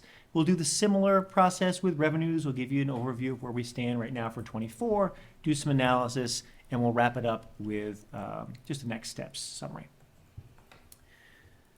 So getting us started, you're looking at your priorities. There's 4 major priorities for us. Obviously, it's to maintain level services for all of our kiddos. It's also to continue to support the educational blueprint for our school department, and that really guides our strategic plan for where we want to go with all students, kids pre-K through 12. We also want to continue to support the development of our pathways, and finally, now that we're starting to get the pandemic in our rearview mirror, returning to that pre-pandemic funding and service level as well. You'll see some of those themes in there. So an overview of your operating budget. This just shows you how it's structured. On the right-hand side, what you see there is the DESE's function code for public accounting. So no matter what school department you're in Massachusetts, they structure their budget the same way as we do here in Carver. And you can see each of the categories that we have, 1,000s through 9,000s. So what I'll do is we go through the expenses. I'll give you a component, 1,000s, 2,000s, share with you where we stand in 23, then to 24, and I'll highlight some of the major changes between 23 and 24 for you. Yeah. So starting in your 1,000 series, that's your district-wide component. It's the school committee, it's the superintendent and the business manager's offices. It's all of your legal services, communication platforms, admin technology, contract services, and so on. Some of the major changes from 23 to 24, this does include a joint contract that we have with the town for PR firm services into 24, and that's a combined contract. It also reflects the increased costs for market initiatives, stipends, and software. And some of the larger cost increases you see here are for some of our Microsoft costs, as well as Aspen, which is your student information system for the school department. Your 2000 series is your instructional services in every school department in the Commonwealth. This is going to be your largest portion of your budget. And the large majority of that is simply your salaries for your employees, as it should be. A lot of what we do is employ staff to support students. It also does include all the instructional materials and contract services that support instruction day to day for all of our kiddos. A couple of key highlights from FY23 to 24 reflects the step-in lanes for projected step-in lanes for all of our staff in FY24, all of our current CBAs. It also supports all the level 1 supplies and materials requests, but doesn't currently support level 2. So I want to be transparent with you about that. And it does reflect some of the services returning to that pre-pandemic level. Some of that yields some savings for you. So things like summer school programming was significantly high during the pandemic. That's come back down. As I'm sure you can appreciate, the middle high school leadership structure, going back to our typical leadership structure. And our district-wide homebound services are actually back to pre-pandemic levels. So that contributes to some of your savings as well in your 2000 series. Do you mind just giving me a little definition of level 1 versus level 2? Sure. So your level 1 is your operating budget to provide level services, right? That's your typical services, day-to-days for kiddo. And then your level 2 services are above and beyond. So those are opportunities to make purchases that expand a program or add a different set of materials that we haven't typically used from time to time. And what we do in our process is we start our year, our funding year, with ensuring that we can make level 1 services. That is, maintain the existing services for kiddos, maintain the existing programs. And if there's additional funding remaining, we then start to prioritize that list of level 2s to try to check off some of the exciting opportunities to expand or grow. Your 3000 series is support and other services. The large majority of this is nursing, transportation, and athletics. The big change that you see actually is just a reflection in staffing. So we actually had some turnover in our transportation staff. And whenever you have either turnover or retirements, we have a combination in transportation this year and going into FY24, you just yield some savings. Someone who's at the top of your pay scale ends up retiring. You have someone coming in at the beginning of the pay scale, add, rinse, repeat, and you have some of those savings. A couple other items that are important to keep in the back of your mind as we start our budget season. Your 3000 series also includes your fuel for your transportation program. Right now that's actually level budgeted for the first time in a couple of years, and that's due to your national trends in fuel. So I keep a tight eye on some of the national indices for fuel, and we budget conservatively. But right now those are, fingers crossed, looking good and continuing to look good, and we'll continue to budget. Yeah, compared to last year and the past couple of years, frankly. We've had a pretty substantial spike in fuel costs. And so we'll continue to keep an eye on those. We'll continue to budget conservatively, but hopefully those figures remain the same. In addition, the last bullet there, you have an athletic program level service, but it does include an initial year of a uniform replacement cycle. So that's something that came out in Mr. Neef's presentation about athletics and some of the feedback that the program heard from the community. And so part of the athletics budget, which is in your 3000 series, includes the first year of a more formalized uniform replacement cycle. Your 4000 series is operations. The large majority of your cost there is utilities, tech, and custodial services. Again, that's a level service budget, modest increases to reflect the change in cost of goods and services. We did get hit by some inflation, some of those sectors in particular, and that's just the cost of doing business right now. We did say we have some decreases in costs for electricity and gas based on usage, which is excellent. And we've got current contract already in place so that if we continue on our existing contract, we should actually see some savings compared to the rest of the sector when it comes to those utilities. Your 5000 series are your costs, fixed costs and benefits. So just as a reminder, last year was the first year that the Carver Public Schools, FY23 was the first year that Carver Public Schools didn't have your health insurance within your operating budget, right? We shifted that over as a shared cost to work with the town colleagues on that, which means your numbers from FY23 to 24, from 22 to 23 obviously went down. From 23 to 24, you see some additional decreases. It's really reflective of three things. One, we're actually getting some actuals now, post-pandemic from some of the pre-pandemic levels. The second is Medicare and insurance mitigation, and that's based on, again, bringing back to some of those pre-pandemic staffing levels. So you have to pay for Medicare costs, obviously, and those Medicare costs go down when you bring your staffing levels back to pre-pandemic levels. The last is the reduction in Carver's portion of the Plymouth Carver Regional Retiree Healthcare Agreement. You may not be aware of this, but that agreement still is in place, even though Carver and Plymouth are no longer a regional institution. That's grandfathered in for those employees who retired under that program. But obviously the actuarial costs continue to go down as those employees get older.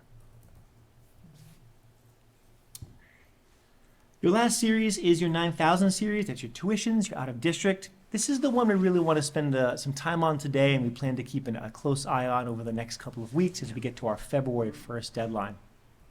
It includes your special education as well as your non-Old Colony vocational and Aggie school tuitions. So Old Colony we do separately. That's part of a shared cost we work with the town on. But students who go to like Bristol or Norfolk Aggie, Upper Cape, those sorts of things, we absorb that within our operating budget, right? A couple of key highlights here to keep in your mind as we look at 23 to 24. The first is just that your projected out-of-district special education costs are up pretty substantially for FY24. It's important to keep in mind that estimating these projections are pretty challenging because that's one of your most volatile and difficult to project costs and numbers. So we do project conservatively. That's part of our goal every single year. But our process works so that we take a look at our existing students who are going out of district, getting services out of district, and then as of February 1, we sort of make that line in the sand and we say, okay, these are the kiddos that we have right now projected to be tuitioned out for special education services. Any student or service, out of district service that comes online after February 1, we would lean on a special education, it's like a revolving account essentially that we can lean on one time that allows us to absorb some of those additional costs. And then the following year, we'd absorb that into our operating budget, add, rinse, repeat each year. A couple other things to keep in your back of your mind, though, as you look at your 9,000 series. So with an increase of about 21% there, assuming these projections hold true, the state will actually kick in some funding a year in arrears. It's called circuit breaker. It's a mechanism that essentially allows the state to support school departments when you do see an uptick in out-of-district costs. The challenge with that is in the first year, the school department has to absorb that cost. So in 24, we'd absorb that cost. But then assuming these numbers stayed true through 24, we'd see some additional circuit breaker funding, which will allow us to offset those costs going forward. Yeah. So we'll keep a close eye on the 9,000 series. Of your entire FY24 budget, that's going to be the one we want to spend the most time on in analysis, and the one we really put a tight eyeball on as we get up to the February 1 deadline. Your next slide is just a summary. It's your FY24 operating budget in a snapshot. It's all the things I just gave you as a slide by slide, along with the roll-up for you. You can see your total FY24 budget, $24.34 million all in.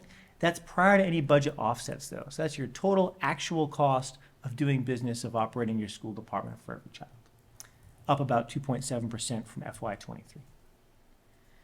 Now, I'll take a moment just to break some of that down for you. You do already have it in your DESI codes, but I like these two analysis slides just to give you a big picture of where all of your cost centers really are. So the first one is broken down by your proportion of DESI accounting. One of the things I'd like to take a look at here is to see what total proportion we have dedicated to student instruction, and then what total proportion you have dedicated to student services. So all in, you're just shy of 90% dedicated to strictly student services, which is phenomenal. Anything over 85%, you're in really good spot. So it shows you've got a pretty strong budget structure. 8% for operations, maintenance, technology. Anything under 10 is fantastic. And only 3% for district-wide administration. So overall, it's a pretty lean budget in terms of structure. The other way to take a look at this is really more about cost centers. So take away all those DESI codes for a hot second and just take a look at what we're spending money on. 86% of your entire budget is employee costs. And again, anything over about 85% is phenomenal. And that's really what we do, right? We're in the business of people, big people to help educate little people, ultimately. The remainder of those costs, you're looking at contract services, which are things like legal services, special education service contracts, software licensing, maintenance contracts, those sorts of things. Another 3% for the supplies and materials that your employees use. And then that remaining 3% is, dues, memberships, school committee stipends, the cost of doing graduation, fuel, utilities, and so on. So it gives you a little sense of where the funding is set at. Your next section is revenue. So we talked a little bit about the expenses. We'll change gears and talk about where the funding is coming from. The primary source of your funding is a combination of local taxes and Chapter 70, which is essentially state aid from the Commonwealth. I'll take a moment just to editorialize if I can here. So school departments in the Commonwealth do this two different ways. And the way that we have it in Carver, I think, is the preferred way, and I think we're fortunate to have this structure. There are school departments right now, now through probably April, who end up having to battle it out with their town for every single dollar because they don't have a preset formula and they don't have a good working relationship with their town. And I think the Carver School Department is fortunate to have great partners with our colleagues at the town hall, town leadership, great partners with the Board of Selectmen, good partnership between the Board of Selectmen and the school committee. And so we have a formula that combines all that Chapter 70 money, that state aid money, along with your local taxes, if you will. We then back out the shared cost and we're set with what we call local revenue, which is a combination of that state funding, local taxes together. So I just want to memorialize that we are fortunate to have that good partnership. The rest of your revenue is a combination of grants and school choice and circuit breaker, and I'll walk through some of those offsets with you as well. This is a breakdown of your Chapter 70 and your local combined. And again, I like this graph because it gives you a nice snapshot of both of those sections. I won't read it to you, but let me give you a brief summary. So again, here in Carver, we take that state money and we combine that with the local money together. And then we back out all the shared costs, things like insurance and snow removal and all the state assessments on the cherry sheet, those sorts of things. You say, after all those, we split out the revenue between the school department and the town departments, and that's what we have left. So $22.15 million is the appropriation currently for FY24. Taking all those revenues, backing out all those shared costs, that's what we have remaining. That's a 3.4% increase from the previous year. The other thing I want to share with you, though, is you take a look at that right-hand side analysis. So that blue bar at the bottom represents what you get from the state. Right, that's your Chapter 70 formula, essentially. And what's interesting about that analysis is that that blue bar really hasn't changed from 2018 to now. It goes up, a couple thousand, tens of thousands of dollars each year, but in the big scheme of how we get funded, the amount, the proportion of your funding that comes from the state has really been pretty stagnant. And if you look at the next slide, you're good. It's the same data, I just sort of broke it out in a different way so you can see it in a different way. So again, your total appropriation, Chapter 70 and local contribution combined, $22.15 million, up 3.4%. You see that reddish orange line, that's your actual local contribution. Now you can see it decline the previous year because that's when we took the insurance, made it a shared cost, so therefore your revenues go down. Naturally, you have less costs, you have less revenue. But what's interesting is you can see the arc of that line before we made the change and the arc of the line after. It's continuing to diverge away from what you have for state revenues, right? And so that's a challenge that not just Carver has, but a large majority of towns and school departments and municipalities in the Commonwealth, is that your state funding remains roughly stagnant, which means your local funding has to contribute to a larger proportion of your overall cost of doing business for a school. Do you want this to plug in? Yeah. So that's a challenge that a lot of districts are facing, but we are certainly not exempt from that. This next slide helps illustrate one of the reasons why that is the case. So not to go into tons of detail about the Chapter 70 formula, but a large majority of the Chapter 70 funding is driven by enrollment. And Carver, like many school departments and many communities in the Commonwealth, is slowly seeing a decline in school-age children. That's true across the state. It's true across most of New England. And so because that's the case, the funding could have potentially gone down. Now, the state has this section in the statute that's called hold harmless. essentially means that the state is committed to keeping the funding about the same. And so we receive this small minimum increase per pupil, but ultimately, because the enrollment's going down, instead of having the funding go down, it keeps the funding the same from the state, right? If you could take one thing away when it comes to Chapter 70 and sort of state funding, it's simply that. And if that enrollment doesn't swing up here or any other school department, any other district, then the funding sort of remains the same as Chapter 70. Yeah. Oh, one other component that's helpful to keep in the back of your mind, I'm sure you've heard a lot about the Student Opportunity Act, sort of funding the Student Opportunity Act. That's directly linked to Chapter 70, right? So Carver doesn't receive a large increase from SOA simply because your enrollment isn't increasing. For those very few towns and communities where your school-age children enrollment is increasing, that SOA funding has gone way up. But for the large majority of towns and communities, like most of Massachusetts, their school-age student population is declining, and so that SOA and therefore Chapter 70 sort of remaining the same.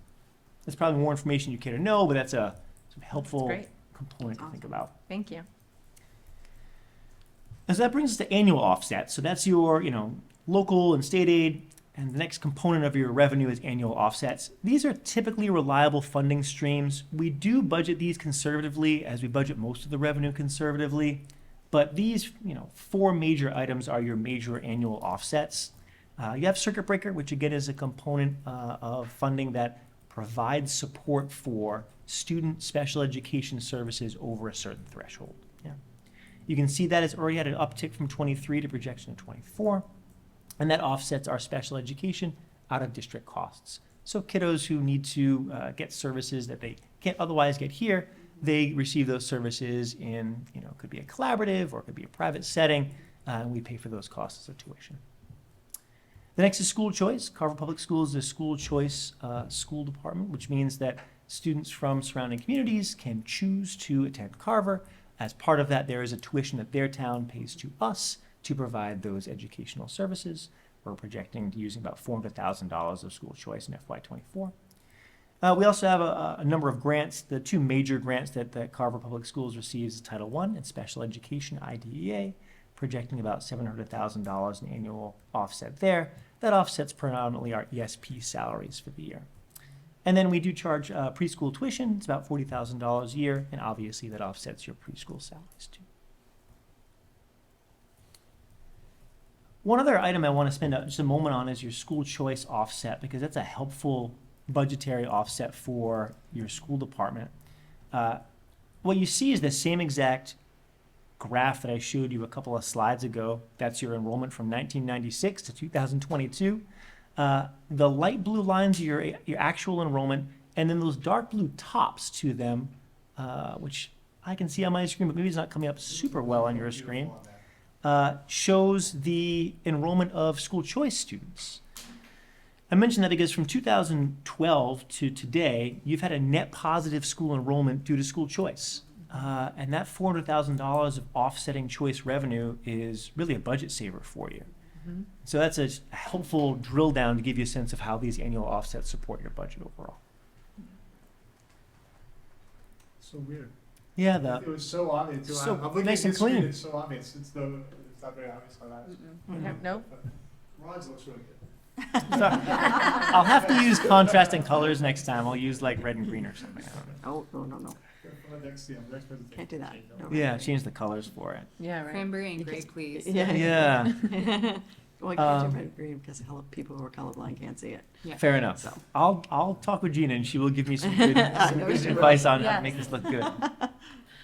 So the other component of revenue that's helpful to keep in mind is your one-time offsets. And you can see in FY23 you had substantial one-time offsets. The large majority of it was, your ESSER funding, which was, a function of the pandemic, right? Mm-hmm.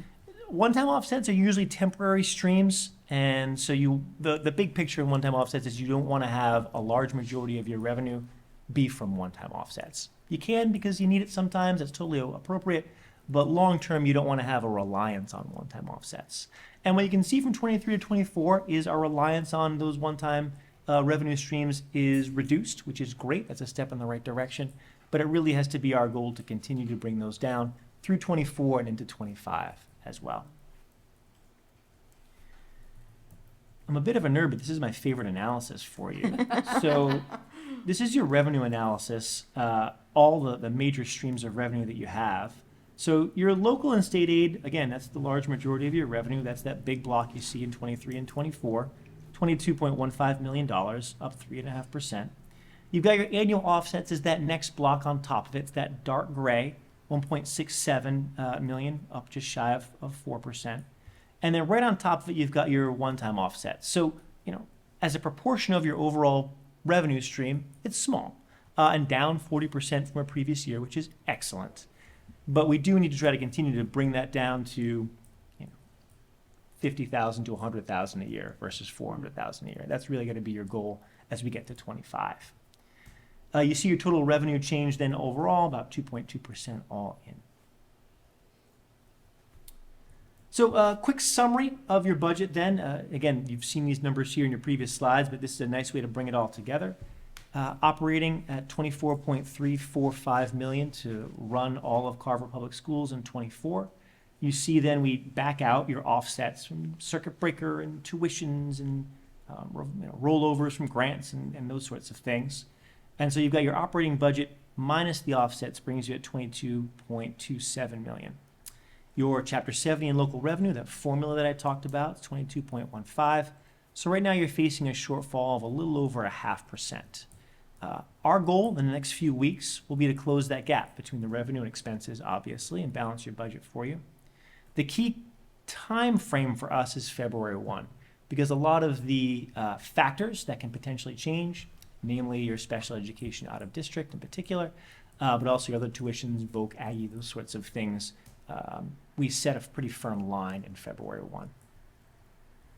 So here are your next steps. There's a couple of key cost centers also, both on the expense side and the revenue side, that we will clear up and have a more firm picture on by February 1. On the expense side, right now your budget doesn't include an account for retirements. And so especially with your teacher retirements, ESP retirements, those sorts of things, you typically get a net yield there.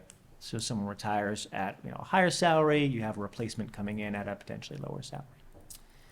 February brings that firmer out of district and Voc Aggie figure, so that'll be helpful as well on that 9,000 series, that's your tuition series.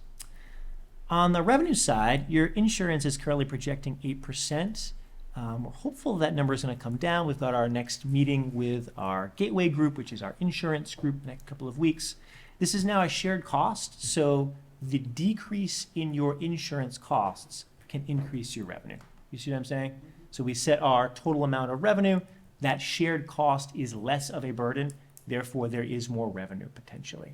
We'll have a better number for you at the January 30th meeting, and hopefully by mid-February, we've got that firm number for you. So that's going to be a pretty big one.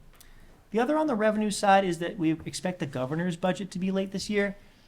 Almost like clockwork, the governor's budget comes in right around the third week of January. So we're usually expecting it, 10 days from now.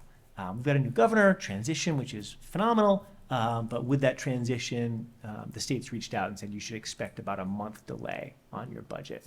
So what you see in your current revenue projection is Chapter 70 figures that are simply rollover, right, which is very conservative. They're almost always a little bit more. You almost get some level of increase, but we try to stay very conservative on the revenues so that there's no surprises when some change happens at the state level. We're not jammed up. So that gives you a big picture sense of your preliminary budget. I'll answer certainly any questions that you have and hope to give you more on the 30th. Great. That was an incredible amount of information in a very short period of time. Very succinct, but yet detailed. Thank you. I appreciate the weeds given, my occupation, but I think it's important for people at home to really hear those key points. And hopefully more people will tune in as we get further into the process in preparation for town meeting, right?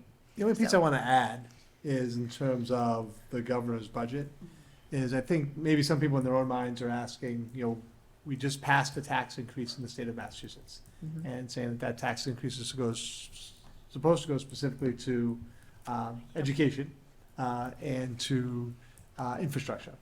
But right now, we haven't heard much. There hasn't been much discussion. Had had the superintendent's meeting this past month. It was actually this last week. I attended for the regional superintendents, and basically what we're hearing about that is almost nothing. And basically the word that we're getting, I don't know if you're getting a different word, is that the state's gonna be very conservative this year. They wanna see what they're gonna really bring in that additional tax revenue before they make any solid decisions. But I just don't know if members of the public are thinking, hey, I know that this just passed and it's supposed to go to education, but I don't know if that's gonna result in us seeing a significant increase in our chapter 78, at least this year. We'll see what happens in the future, but I think it will be very similar to what we've seen in the past. Okay. Very true. Well, again, thank you. Anyone have any questions for Ron? Thank you, Ron. Very good, thank you. That brings us to upcoming events, which I'm sure there is a plethora. Which is great. Yeah, I will just put the list up here without a lot of comment. We'll let the community see it, let members of the school committee see it. It's always exciting things going on. Yeah, and I love how more of these are on, well, there's more direction to go to the website to look at the list of all the amazing things that are happening. So it's great to see them on that calendar. We'd encourage you to go to the website and see Yes. these events on the calendar. They're on the calendar, correct you? All these events are out there. Yes. So if you want to know what's happening in the Carver Public Schools, go to the website. It's a source of information.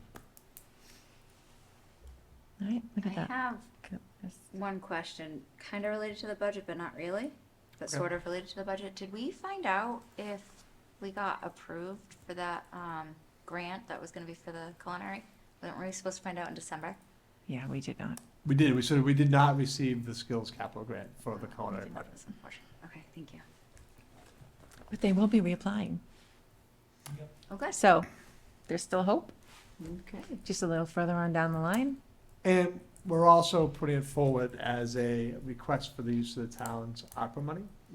So that those proposals are actually going to be presented and reviewed by the Board of Selectmen on January 24th. Ron and I will be attending that meeting and making a presentation supporting that a portion of the culinary project would be supported using the ARPA funds. So that is the request from the school district for the use of those funds.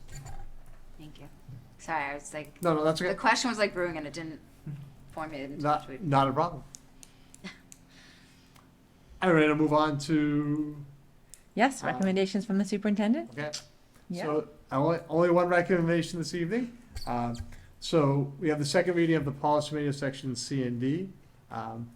This is the second reading of the proposed changes for C and D. At our last meeting, we did not recommend any changes after the first reading.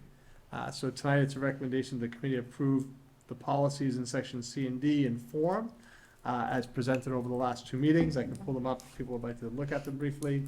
By approving these policies in form, we would be accepting the changes, but they would not be implemented until the entire manual is voted on at the end of the process. So I don't know if anybody wants to have any discussion, or we can move on a motion on approving the policies in section C and D in form.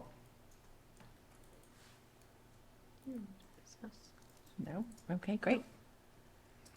I would entertain a motion. I will make a motion to approve section C and D in the policy manual in form as presented. And I'll second. Excellent. We have a motion and a second. No further discussion. All those in favor? Aye. Aye. Thank you. And that brings us to reports from the school committee. I'll go first. I hope everybody had a happy new year and a good holiday. It was nice to get back into the flow of things, returning from winter break. So the capital outlay subcommittee had its first set of meetings in December. Similar to our budget, they had more capital requests presented from the town as there is expected funding, so there's a shortfall there. So likely there'll be some projects. Part of the reason why I asked about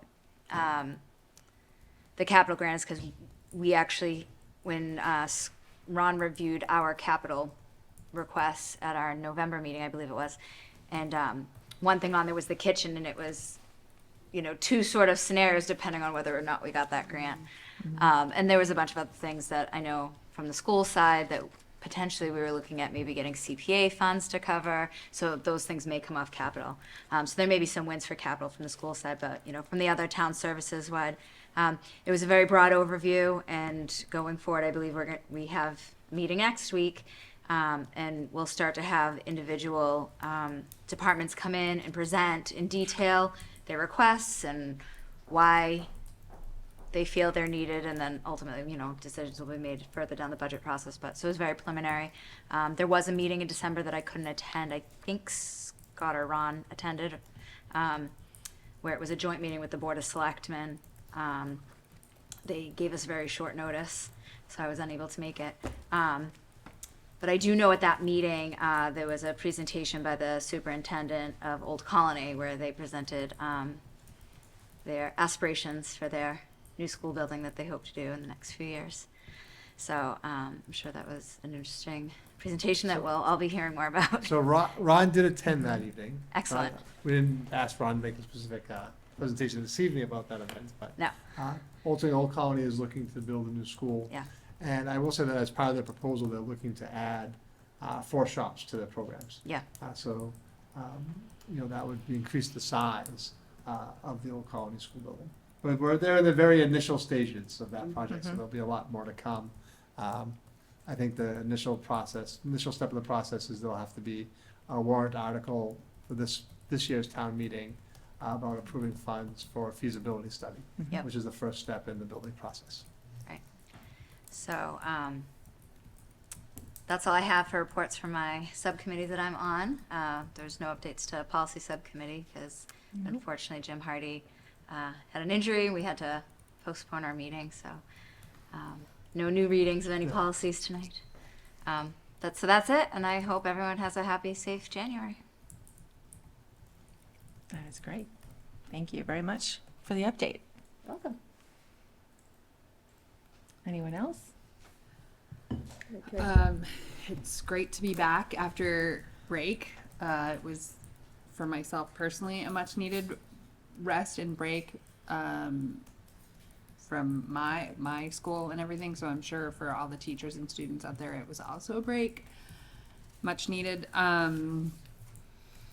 The last meeting of the Student Advisory Committee, we talked about the accreditation process. We had a discussion about some of the student athletes' concerns about like 7th graders, that their position moving forward, whether they'll play on varsity sports or not. Can't think of anything else off the top of my head. We looked at the vision of the graduate and got their feedback. Oh yeah, on the vision of the graduate. We talked about that. That was. We talked a little bit about what their thoughts were. Yeah. The vision of the graduate should It look was. like. It was And really. I shared that information with Mrs. Cabral as she's going through that process of having the school identify and develop the vision of the graduate, which you'll hear more about in the spring. It probably May. Maybe come back with a presentation in May to the school committee on the proposed vision of the graduate. Yeah, it was actually really interesting to see what all the things that faculty thought a student should be to graduate, which I agreed with most of. And we talked about the requirements for being a student athlete and how that fits in with the district, like our district fits in with like the Massachusetts requirements overall. I think that's all that's hitting me off the top of my head about that meeting, but that was before Christmas, so Yeah. It's been a minute. Forgive me if I'm missing anything, and but I'm really only a few short weeks and it's February vacation, so we have that to look forward to, and I'm looking forward to getting back into it. Winter. Great. That's it. Thank you. Anyone else? Just want to say thank you to everybody who came and presented tonight. I know that it's hard getting up here and standing in front of an audience like this, but it was really, really a fun and positive meeting, and I quite enjoyed everybody's presentation. And thank you to all of the donors for the the bike walking path. I think that is amazing. I'm glad that it's opened up. And also, I just want to say, I want to use this as a little bit of a platform to encourage everybody in the community to get involved with the school committee, watch the meetings, come to the meetings, get involved with town government, and fill some of those empty seats that we have on boards and committees, and definitely pay attention to what's going to be going on for town meeting this year. And keep yourself educated and informed on that, so that you can be part of the solutions that we come up with. Absolutely. Here, here. Thank you. Colleen, do you have anything? No, I mean, to your point about the presentations about the walking, running trail, you know, 3 of Sophia's friends are up there and they're like, oh, Sophia's mom's here. So their parents were like, oh, now they're more comfortable to present in front of you. So that was just a nice feeling. But yeah, again, I appreciated all the presentations and looking forward to a new year. Great. Thank you. Yeah, I always love getting FaceTime with the students. Right? It's such a good reminder for all of us that they're the reason why we do what we do. Clearly, we don't get to interact with them as much as, you know, administration does, or faculty and staff, but I always love seeing them come here and seeing their excitement when they come up to the table. Yeah, some jitters, but it's always great to see their smiles when they're done, and you can see the pride that they have, and it's just wonderful that they even have those opportunities to participate in student council and be a student ambassador, and there are so many great things that do happen in our district every day, so it's great to see them highlighted here, and I hope people will tune in and watch and see, and I hope that our meeting will be shared so their family and friends can see the kids when they come and present, and watch it back. And I too am going to advocate for people to please, you know, Zoom is easy. Zoom into our meetings, pay attention to what's happening with the budget, because town meeting is right around the corner, and there is going to be a warrant article for that, like Scott had mentioned, for our portion of the feasibility study for the OC, you know, proposed school new building or accelerated repair project with the 4 new shops, and it's could be very impactful to our community. So I urge people to please pay attention to that and get involved, because your vote really does matter. So save the date. It's April 11th, I believe, is town meeting. I believe it's April 11th. I know there are so many. There are so many. I think it's the 11th. Is it the 11th? It's a Tuesday, I know that. April 11th is town meeting, day 1. Go me, I remember the Town meeting, date. day 2. 11th, so it's the 11th and 13th. 11th and 13th, right? Which is good, because I have equipment the 12th, so that's perfect. So just a super quick MASC, Massachusetts Association of School Committees update, where I serve as chair of Division 7, which is Carver, Wareham, Rochester, Bourne, and the Cape and Islands. So this past weekend, we had our President's Retreat up in Revere, or Revere, as Stacy would say, who's our current president-elect for our board of directors. And it was a wonderful event, very informative. I will be forwarding some information to the committee from them. They have some initiatives with the legislators that will greatly benefit districts all across the Commonwealth.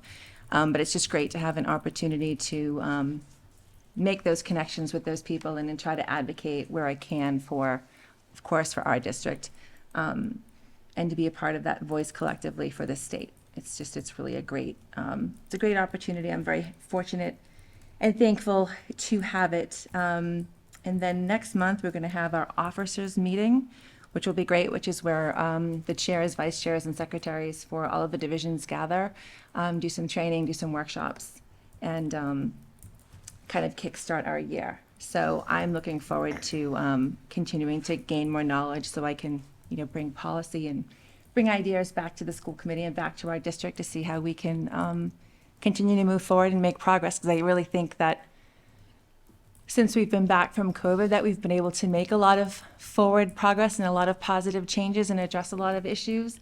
I just want us to continue that momentum and carry it forward. So I'm grateful for the opportunity. And there's a legislative breakfast that's coming up on February 3rd. hasn't been fully determined if it's going to be on Zoom or in person. The legislators are pushing for a Zoom because it's easier for their schedules. And then Day on the Hill is back in person this year, and it's on May 4th. So, which is great. So it was just confirmed yesterday. So, so that will be great. So that's an opportunity for all members of the school committee, some administration, hopefully some students will be able to go to the State House, spend the day, and then make arrangements for us to meet with our state reps and hopefully our state senator if they're there. So that'll be exciting to get back into the State House. It's been a number of years since been able to attend that event in person. And hopefully we'll be able to take some students from Student Advisory with us, which will be a great way to, sort of end the year with them. So it'll be great. They typically have transportation, so I'll get, as I get more information, you guys I'll share it with everyone so we can plan for it. So February 3rd. But May 4th is really the exciting one. The Cape Cod Collaborative and Division 7 do an annual legislative breakfast where we meet with our state reps from our division and talk about some of the challenges, one of which is transportation, housing challenges, staffing. So it's a good way to, make those connections and really advocate for what our districts need. So I'm trying to do my best to represent Carver, shine a spotlight on the things that we're doing that are amazing, and share those stories so we can all, learn from shared best practices. So anyway, that's enough about MASC. It's just clearly energizing, right? It's exciting. It's very exciting. So with that, everyone, enjoy a new year, a fresh start, clean slate, right? And we'll keep hopefully moving forward with more positive experiences and having more stories brought to us and shared with us. So, and thank you to everyone for all of our hard work and their efforts. And again, please be patient with buses. I know it's frustrating, but especially it's not just this town. It's right. I know every town. it's everywhere. Yeah. Like especially this time of year when the roads can be slick and can be icy. Please just give those kiddos a little bit of time and a little bit of grace to the bus drivers to get the kids on and off safe. So that is all. So with that, unless anyone else has anything to add, I would welcome a motion to adjourn. A motion to adjourn. Second. Excellent. We have a motion and we have a second. All those in favor? Aye. Aye. Thank you, everyone. See you on January 30th. Mm-hmm.